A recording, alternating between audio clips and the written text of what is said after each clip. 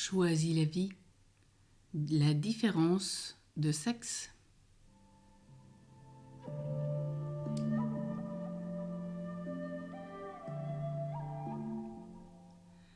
Vers 2 ou 3 ans, l'enfant enquête sur la différence des sexes.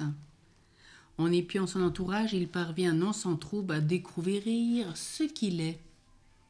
La petite fille.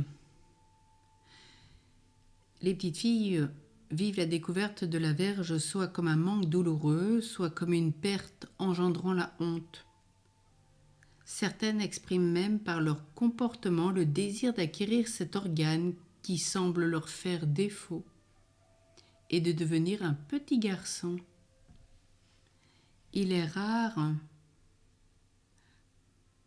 qu'elles en parlent, craignant la désapprobation, les moqueries, voire la punition. Le trouble du complexe de castration n'empêche cependant pas la fille d'éprouver du plaisir à sa féminité. Elle se montre coquette et enjôleuse, cherchant à plaire, à attirer l'attention, tout particulièrement celle de son père, dont elle attend la confirmation de son identité sexuelle. Pour ce qui est du petit garçon, il éprouve les sentiments ambivalents de celui qui est fier de posséder, mais qui craint à la fois et par-dessus tout de perdre l'objet de sa fierté. Il a en effet pu constater l'absence de pénis chez la fille, qu'il interprète comme une mutilation, et redoute la réalisation des menaces entendues lorsqu'il se touchait, menaces d'autant plus inquiétantes que le petit garçon s'identifie à ses organes génitaux. Les enfants, oui, vivent dans cette curiosité sexuelle, ils s'examinent entre eux, cherchant à mieux connaître et à mieux comprendre les différences qu'ils remarquent entre eux. Ils comparent leur corps avec celui de l'adulte, regardant ce dernier avec admiration et envie.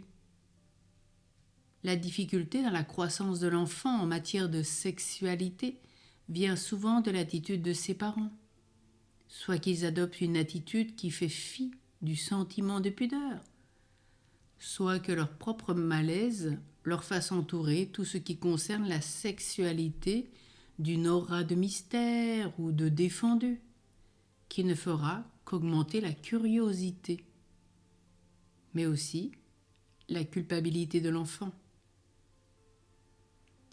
Alors les réactions sont différenciées des garçons et des filles, ne sont pas seulement le fruit d'un fonctionnement hormonal différent.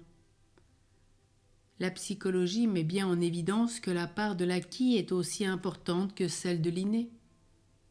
Les comportements différenciés des parents selon le sexe de l'enfant sont en effet, pour une grande part, culturellement définis. Ainsi en est-il, par exemple, de la manière de le manipuler, de lui parler, de l'habiller, de décorer sa chambre, de l'éduquer. Tout cela vient influencer les réactions de l'enfant, qui, en choisissant les comportements les plus gratifiants, entre dans le moule culturel qu'on lui impose. Alors ce matin, en tant que parent ou éducateur, ayons cette grâce de parler de sexualité, de répondre aux questionnements des enfants, pour qu'ils habitent vraiment leur terre, pour qu'ils deviennent l'homme ou la femme dont le monde aura besoin, dont l'Église aura besoin.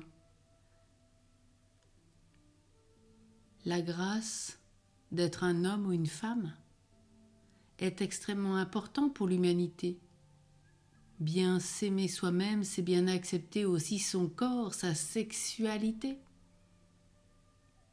pour ne pas en faire n'importe quoi, pour bien la respecter, car son corps est digne de respect. Et Dieu a confié le cadeau le plus important, celui du don de la vie. D'où l'importance d'éduquer, de former, de parler, de ne pas laisser dans un trouble ou un malaise, mais d'avoir cette simplicité adaptée à chaque âge, dans leur questionnement. Et demandez l'aide à la Vierge Marie, à Saint Joseph, pour ceux qui ne seraient pas à l'aise, pour vraiment dire ce qui est juste, saint, religieux, édifiant.